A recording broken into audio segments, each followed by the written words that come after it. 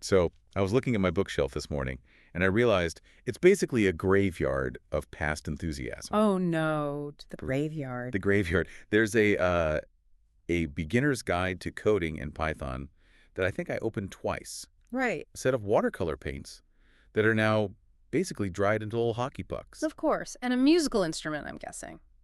There's always an instrument. There is a ukulele that has not been tuned, I'm not kidding, since 2019.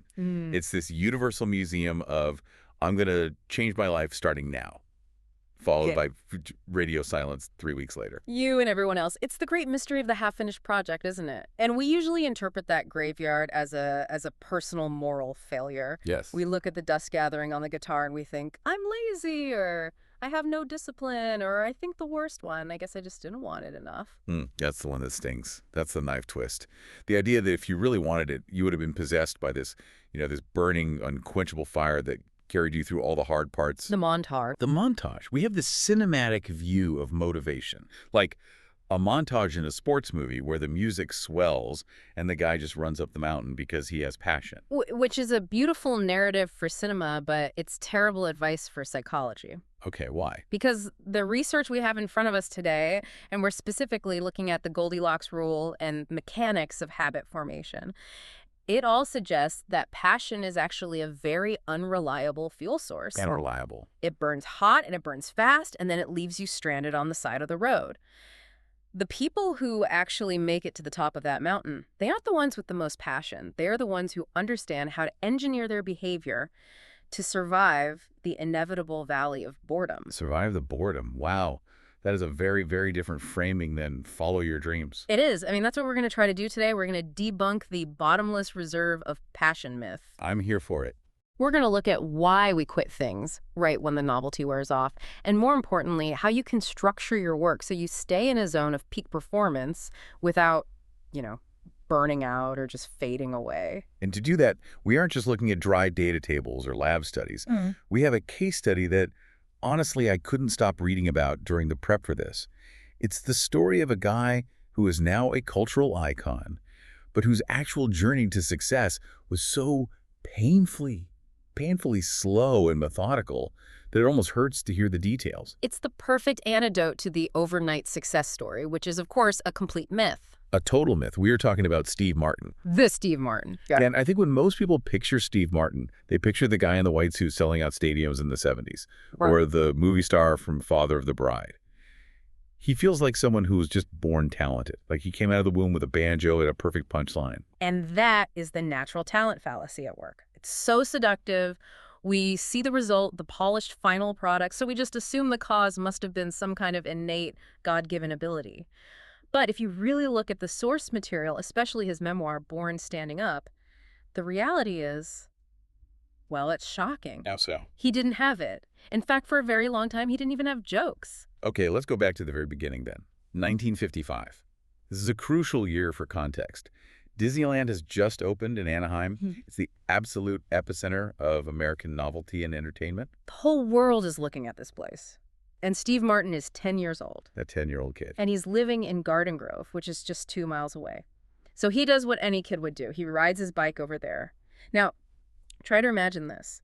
A 10-year-old kid walking into the utter chaos of opening year Disneyland and asking for a job. And getting one, which I think says a lot about the labor laws of the 1950s. Right, but look at what he does. He gets a job selling guidebooks. Guidebooks, okay. The pay is 50 cents per book. So he's standing there, this little kid, pitching tourists. It's pure sales, it's repetition, it's getting told no 100 times a day. But the pivotal moment happens about a year later. He gets transferred. Okay, where to? He moves to Merlin's Magic Shop in Fantasyland. Merlin's Magic Shop, I love it. Exactly. And this isn't just a retail job anymore. This is an education. He's surrounded by the older guys. And by older, we mean like 16 or 17? The wise old men of 17. Veterans, yeah. Oh. And they're demonstrating tricks for the customers all day long. And Skip just watches them. He learns the napkin trick. He learns how to make coins disappear. But he notices something very specific. He notices that the trick itself isn't what gets the big reaction. It's the setup, the patter. It's the patter. It's the performance around the trick. He realizes he likes the performing way more than he likes the magic. He catches the bug. He catches the bug. But, and here's where the story completely diverges from the movie version, He doesn't immediately become great. He becomes serviceable. Serviceable. Ouch. He spends his teenage years doing magic and comedy in these tiny, localized venues. He's playing at Knott's Berry Farm. He's doing gigs at the Birdcage Theater. Small-time stuff. I want to zoom in on what those gigs actually looked like, because the glamour of show business was completely non-existent. The notes describe his early stand-up career in Los Angeles clubs like the Troubadour, but he wasn't on the main stage. He was doing the off hours, the Tuesday afternoon slot. Or he's playing folk music clubs like the Ice House in Pasadena. And this is so crucial. The audience isn't there for him. They're there to drink, to pick up dates, or to listen to a folk singer. The comedian is just the filler. You're the human commercial break while they change the microphone stands. That sounds soul-crushing. It is. You are an obstacle between the audience and what they actually want, and the feedback is immediate and brutal. If they're talking over you, you know you're failing. There's a specific detail about the duration of his sets that just blew my mind. In the beginning, he wasn't doing an hour special. He wasn't even doing 15 minutes. No, not even close. His earliest routines were 1 or 2 minutes long. 1 minute. Can you imagine? Think about that. You walk on stage, you do a trick, you tell a single joke, you walk off. That is manageable. That is a task he could wrap his head around. If he had tried to do a 45-minute set at age 16, he would have crashed and burned so hard he never would have gone back. But he could survive 2 minutes. 2 minutes of people ignoring him. 2 minutes of people ignoring him.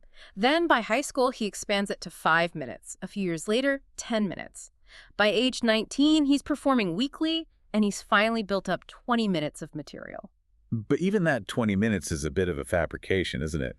The source mentions that to fill the time, he would literally read poetry. Yes, he would read 3 poems in the middle of his act just to stretch the runtime so he wouldn't get fired for being too short. So it wasn't all killer, no filler. It was some killer, mostly filler. A lot of filler. But this timeline is what matters.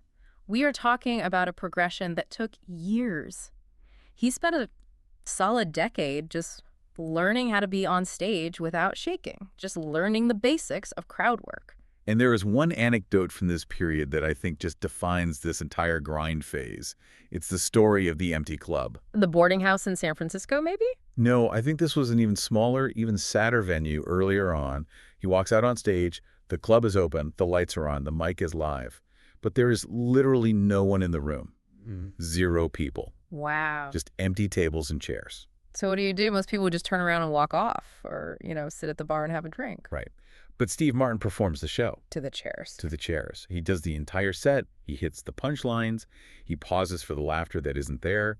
He does his banjo solo to a room of empty furniture. Why? I mean, that is a $1 million question we need to answer. Why would you do that? It sounds almost pathological.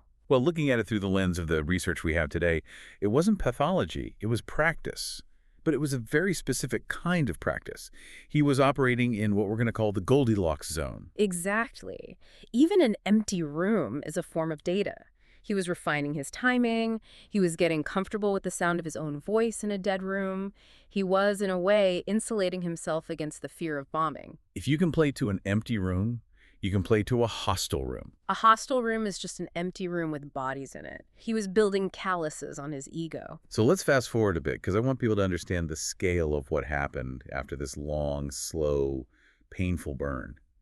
He does this for 10 years. 10 years of empty rooms and poetry readings. Then he spends about 4 years refining his act. He gets into TV writing. For the Smothers Brothers Comedy Hour, he lands spots on The Tonight Show.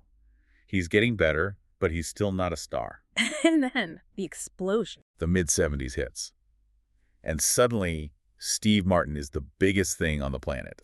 I have these stats here, and they are just absurd. He goes on tour. 60 cities in 63 days. That is physically grueling. I mean, that's a rock band schedule. Then the next tour. 72 cities in 80 days. Then 85 cities in 90 days. In Ohio, he performs for 18,695 people in a single night. One guy with a banjo. In New York, he sells 45,000 tickets over 3 days. He was a rock star. He was selling out venues that bands like Led Zeppelin would play, but he was just a guy with a banjo and an arrow through his head. It was completely unprecedented. But the expert analysis here breaks it down into a formula, and this is what's so important. Yeah. 10 years learning, 4 years refining, 4 years of wild success. That's the ratio. 14 years of nobody cares for 4 years of everybody cares. 14 to 4. And that brings us back to the central mystery. How do you stick with something for 14 years when the feedback is lukewarm at best, or, literally non-existent? He didn't have a guarantee. He didn't know he was going to be famous. For all he knew, he was going to be reading poems at the Birdcage Theater until he was 50. So what kept him going? It can't just be grit. That word gets thrown around so much. No, grit is a limited resource. What kept him going was that he accidentally, probably intuitively, stumbled upon a fundamental psychological principle that kept his motivation engine running. He found the Goldilocks rule. Let's decode this. What exactly is the Goldilocks rule? The core thesis is this. Human beings experience peak motivation when they are working on tasks that are right on the edge of their current abilities. Not too hard. Not too easy. Just right. Hence the porridge reference. But scientifically, this maps onto a very old and very well-established concept called the Yerkes-Dodson law. Okay, Yerkes-Dodson. Sounds like a law firm. It does. It goes all the way back to 1908. Two psychologists, Robert Yerkes and John Dodson, were doing experiments with dancing mice. Mice. Dancing mice, yes. They were trying to figure out how quickly the mice could learn to navigate a maze to avoid a mild electric shock. Okay, this feels a little dated. A little, but the finding is timeless. They found something fascinating. If the shock was too weak, low arousal, the mice were kind of lazy and they didn't learn the maze very well. They didn't care enough. Exactly. If the shock was too intense, high anxiety, the mice just panicked. They'd freeze up or run around in circles. They were too freaked out to learn anything. Makes sense. But if the shock was moderate, just enough to be urgent, but not enough to be terrifying, their learning skyrocketed. They solved the maze faster than any other group. And that peak of the curve. That is the Goldilocks zone. We are the dancing mice in this scenario. The law states that performance increases with physiological or mental arousal, but only up to a point. Too little arousal, you're bored. Too much, you're anxious. The sweet spot is right in the middle. I think the tennis analogy in the source material explains this perfectly for us non-mice listeners. It does. It's a great way to visualize it. So imagine you go to a tennis court. Scenario A. You are playing a serious match against a 4-year-old. Okay, so I'm standing there with my racket. The kid can barely hold theirs up. You serve. It goes past them. You lob it gently over the net. They swing and they miss. You win every single point without ever moving your feet. I'd feel like a world champion for about 30 seconds. And then? And then I'd be incredibly bored. I would probably start checking my phone between points. There's no challenge. Right. The challenge is too low. Your skill level is way, way above the difficulty of the task. The result is boredom, and your motivation dies instantly. Okay, got it. Scenario B. Now, scenario B, you walk onto the same court, and on the other side of the net is Roger Federer or Serena Williams, and they're not doing a charity event. They are trying. They are playing to win. They are playing to kill. You serve, they return it at 100 miles per hour. You don't even see the ball. You run, you trip, you're sweating. You play for an hour, and you never, ever score a single point. That sounds exhausting and deeply humiliating. And demoralizing. The difficulty is way above your skill level. The result is anxiety and a feeling of failure. Motivation dies. You quit because it just feels impossible. Hopeless. So we need scenario C, the Goldilocks game. Scenario C. You play someone who is your equal. Or maybe they're just a tiny bit better than you. Okay. You have to run for every ball. You have to think about every shot. You win some points, you lose some points, you win a set, you lose a set. The outcome is uncertain. That uncertainty is key, isn't it? The question of, can I actually win this? That question, can I do this, is the hook. If the answer is definitely yes, it's boring. If the answer is definitely no, it's discouraging. But if the answer is maybe, if I try really, really hard, your brain lights up. Everything else fades away. Your focus narrows. Distractions vanish. You become completely invested in the task at hand. You are in the game. And this applies perfectly to Steve Martin's career. If he had tried to do the stadium show at age 18, that's playing Roger Federer, he would have failed spectacularly. And if he had just stayed selling guidebooks at Disneyland, that's playing the 4-year-old. He would have gotten bored and quit show business entirely. So he navigated that middle channel. Yeah. He added 1 minute of new material, then another. He tried one new, risky joke, mixed in with 3 old jokes he knew for a fact would get a laugh. Yes, he managed his difficulty level. He kept himself in a state of what the book calls just manageable difficulty. And that is the absolute secret to long-term motivation. It's not about having some fiery passion. It's about keeping the task challenging enough to be interesting, but doable enough to be satisfying. Just enough victory to stay motivated and just enough mistakes to keep you working hard. That's the balance. Yeah. That's the zone. This brings us to a term that gets thrown around a lot, especially in productivity circles. Flow. Flow.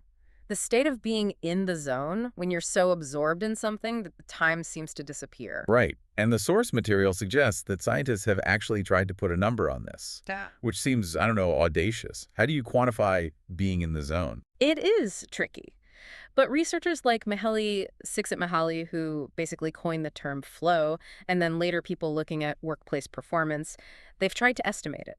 And one metric that keeps popping up is what's called the 4% rule. The 4% rule. The idea is that for a task to trigger a flow state, it should be roughly 4% beyond your current ability. 4%. That is a very specific and, frankly, very small number. It is small. And that's the entire point. You don't need to be 100% better tomorrow. You don't need to double the difficulty. You just need to stretch a tiny, tiny bit.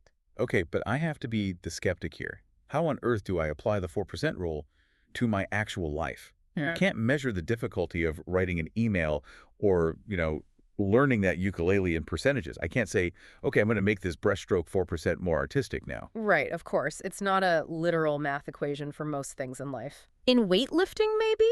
That's an easy one. You can add 4% more weight to the bar. That's measurable. But for knowledge work or creative work, it's more of a feeling. It's the feeling of, okay, I know I can do this, but I'm going to have to really concentrate. It's the absence of autopilot. That's a perfect way to put it. Exactly. If you're on autopilot, you are below the 4% threshold. You're in the boredom zone. If you're panicking and you don't know where to start, you're way above it. You're in the anxiety zone. You want to be in that sweet spot where you are first to pay attention. But there's a huge caveat here that the author brings up, and I think we really need to highlight it because people get this wrong all the time. This rule, this need for a challenge, it mostly applies after a habit is already established. Yes, this is absolutely critical. Do not apply the Goldilocks rule to a brand new habit you're trying to start. So if I'm trying to start running for the first time, I shouldn't be worrying about optimal arousal or running 4% faster than I did yesterday? No. God, no. If you are starting, you follow the make it easy rule. We've talked about this before. You just put on your shoes, you run for 2 minutes. That's it. You want the barrier to entry to be non-existent. You're just trying to build the identity. You are just trying to build the neural pathway that says, I am a person who runs. You're casting a vote for your new identity. So day 1 to maybe day 60 is just about showing up. Consistency over intensity. Roughly, yes. But once you are a runner, once you've been doing it for 6 months, if you keep doing that same 2-minute jog around the block, you will quit. Why? Not because it's hard, but because it's boring. It's playing tennis against the 4-year-old forever. That's when you need the Goldilocks rule. To maintain a habit, you have to increase the difficulty. You have to keep chasing that little 4% stretch. It's a paradox, right? To start a habit, make it easy. But to stick with it, you have to make it just a little bit harder, over and over again. That completely explains why I dropped the ukulele. I learned 3 chords. I could play Somewhere Over the Rainbow. I felt amazing. And then I never learned a 4th chord. I just kept playing the same song. You plateaued. I plateaued, got bored, and quit. You were playing the 4-year-old. You needed to try a song that had a B minor chord in it. That would have frustrated you just enough to re-engage your brain. The dreaded B minor. So we have the mechanism. Just manageable difficulty. But there's a villain in this story. A silent killer that takes down more dreams than failure ever could. The villain is boredom. We always think the villain is failure, don't we? Yeah. We think, I'll quit if I fail. But the source argues that the single greatest threat to long-term success isn't failure, it's boredom. It's such a provocative idea, but the more you think about it, the more true it feels. We think we want success, but what our brains really crave on a primal level is novelty. And habits, by their very definition, are the death of novelty. A habit is something you do on autopilot. It's predictable. And our brains hate predictable. There is a story in the notes about an elite weightlifting coach. The author, who is an athlete himself, is hanging out in this gym. And this isn't a Planet Fitness. This is a serious chalk dust in the air, iron clanking gym. A real dungeon gym. Right. And he asks this coach, who has trained multiple Olympians, the magic question. What is the difference between the best athletes in the world and everyone else? And I feel like we all want the answer to be genetics. We do. Because then we can say, well, I wasn't born with it, so it's not my fault. We're off the hook. Or we want it to be a secret training program or better supplements, some kind of magic bullet. But the coach doesn't say any of that.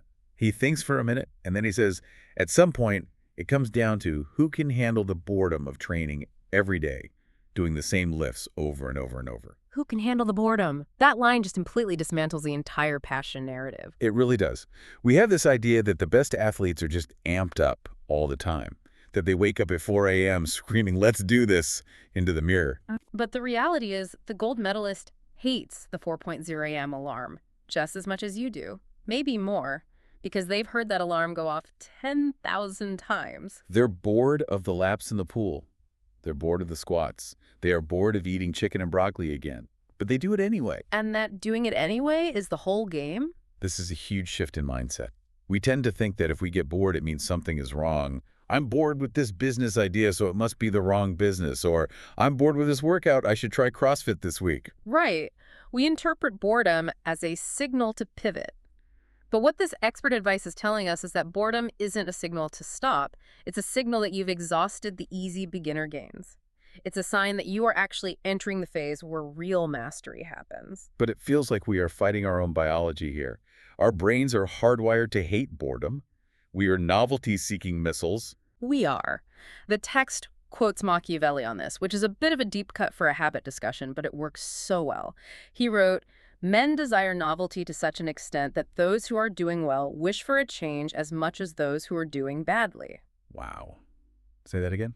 Men desire novelty to such an extent that those who are doing well wish for a change as much as those who are doing badly. That is profound. Even if you are winning, you get an itch to change things up just because you're bored of winning the same way. It explains so much, doesn't it? It explains why successful companies sometimes pivot into total disaster, or why people blow up perfectly happy marriages. We crave the new, even when the old is working just fine. And the modern world has weaponized this craving. We are living in a variable reward minefield. This is the neuroscience of the slot machine, and it explains why our phones are more interesting than our work 99% of the time. Okay, let's break that down, because this is the core of the struggle, I think. It all comes down to a neurotransmitter we all know, dopamine. But there's a common misunderstanding.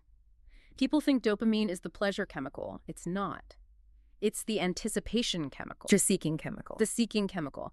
Your brain doesn't just release dopamine when you get a reward. It releases a huge spike of dopamine when it anticipates a potential reward. It's the maybe that's so addictive. Well, maybe. Think about a slot machine in Vegas. If you walk up to a machine and you know for a fact you will never win, you won't play. Zero dopamine.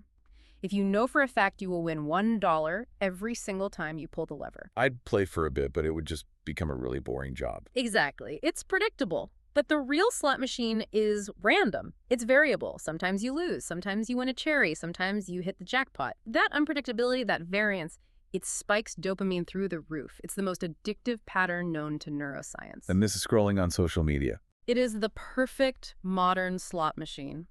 Scroll, boring post. Scroll, boring ad. Scroll, boring photo. Bam. A really funny video. Dopamine hit. Scroll, boring. Bam. An enraging political post that makes you want to comment. Dopamine hit, you never know what's coming next. That variability keeps you pulling the lever. Contrast that with practice. If I'm practicing scales on the piano, I know exactly what's going to happen. I hit the C key, a C note sounds. It's 100% predictable. And therefore, low dopamine, high boredom. So the challenge is, how do we stick to the predictable, boring, low dopamine habits that actually lead to mastery when we are surrounded by these high dopamine novelty loops that are designed by geniuses to hijack our attention? Well, the source materials suggest there's a sweet spot for variability, and it's around 50-50. If you can succeed at a difficult task roughly 50% of the time and fail 50% of the time, that seems to be the point of maximum addictiveness and motivation. The tennis match against your equal. Exactly. But we can't engineer that 50-50 split into everything. Like, I don't want my car brakes to work 50% of the time just to make my morning commute exciting. No. Definitely not. We want reliability in our tools. But for our personal growth, we have to accept that the fun of variable rewards won't last forever. Eventually, if you practice enough, you get good, you get consistent, the variance disappears, you hit the plateau. And that is the exact moment where the amateur gets off the bus and the professional stays on. That is the dividing line. That's the whole ball game. Let's talk about this distinction then, amateur versus professional, because this feels like the tough love portion of the deep dive. It is. The author references another writer, David Kane, who talks about meditation, and he uses this great term, the fair weather meditator. A fair weather meditator. Yeah. Which is exactly what it sounds like, I'm guessing. You meditate when the sun is shining, the house is quiet, you're feeling spiritual, and you have 20 free minutes with nothing else to do. Perfectly put. But the moment you're stressed or you're busy or the dog is barking or the kids are screaming, you skip it. I'll do it tomorrow when things are calm. And Kane's point is that the meditation session you do when the dog is barking is actually the most valuable session you will ever do. That's the one that counts. The amateur lets life get in the way. The amateur requires good conditions to perform. The professional creates the conditions, or more often, just ignores them entirely. There's a quote here that really stood out. Amateurs wait for inspiration to strike. Professionals get up and go to work. It's about agency, isn't it? The amateur is reactive. I don't feel like it, so I won't. The professional is proactive. I don't feel like it, but it's Tuesday, and on Tuesdays I write, the feeling is irrelevant. The feeling is irrelevant. That's a hard pill to swallow in a culture that's all about follow your feelings. It is, but it's the truth. Professionals stick to a schedule. Amateurs get pulled off course by every little urgent thing that pops up. The author proposes something he calls the regret test, which I've actually started using since I read this. He says he has never once regretted doing a workout after it was done. It's such a powerful heuristic. Think about it in your own life. Have you ever finished a project or a run or a difficult study session and thought, wow, I really wish I had spent that last hour scrolling through TikTok instead? Never. Not once. You always feel better. You feel capable. You feel proud of yourself. Always. But the amateur brain focuses on the friction of starting. It focuses on the delay of gratification. The professional's brain has been trained to focus on the feeling of finishing. So if we tie this all the way back to Steve Martin, do you think he felt like playing the banjo to an empty room of chairs? Absolutely not. It must have felt ridiculous. It must have felt utterly pointless. It was definitely boring. But he was a professional long before he was a star. He put in the rep because that was the job. And that brings us to the ultimate conclusion of this deep dive. If we want to achieve anything of significance, whether it's learning a language, building a company, or just getting in shape, we have to fundamentally change our relationship with boredom. You have to fall in love with it. Fall in love with boredom. It sounds like a Zen koan or something. It does. Yeah. But think about it. Mastery in any field is mostly just repetition. A master painter has made 10,000 brushstrokes. A master musician has played 10,000 scales. And repetition is, by its nature, boring. So the only way to become a master is to find a way to be endlessly fascinated by doing the same thing over and over again. Yes. It's looking at that same brushstroke and seeing a tiny nuance you missed the last 9,000 times. It's playing the same scale, but trying to make it 1% smoother, 1% more resonant. The people we admire, the Steve Martins, the Olympians, the great scientists, they aren't immune to boredom. They're probably more familiar with it than anyone. They just don't let boredom dictate their actions. They've learned to sit with it. So let's recap the journey we've been on today, because we've covered a lot of ground. We started with the passion myth, the idea that you need to be constantly excited to succeed. And we pretty thoroughly debunked that. I think so. Then we looked at Steve Martin's 18-year overnight success. 10 years learning, 4 years refining, 4 years of fame, a slow, methodical climb through the Goldilocks zone. We explained the science of that zone, the Yerkes-Dodson law. You have to balance on that nice edge between boredom and anxiety. You need to play tennis against someone who is your equal. We talked about flow and the 4% rule. Keep stretching yourself just a little bit every day to keep your brain engaged and learning. And finally, we faced the true villain of the story, boredom. And the only solution, developing the professional mindset. Showing up even when the dopamine isn't there. It's so interesting. Usually, at the end of these deep dives, we're telling people to find their passion. Today, we're basically telling them to go find their boredom. In a way, yes. If you are feeling bored with something important, don't panic. Right. Boredom isn't a sign that you should quit. You might actually be a sign that you are winning.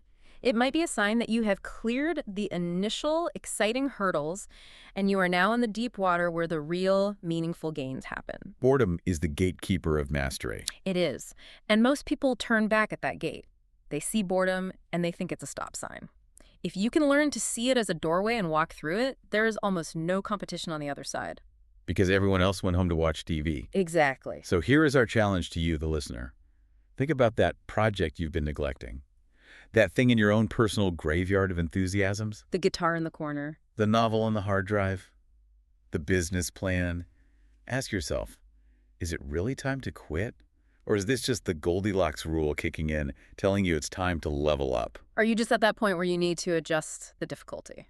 Do you need to find a way to make it 4% harder to re-engage your brain? Or do you just need to be a professional today and do the rep, even if you don't feel like it? The empty club is waiting. It is. And remember, Steve Martin played to the chairs. Thanks for diving deep with us today. See you next time.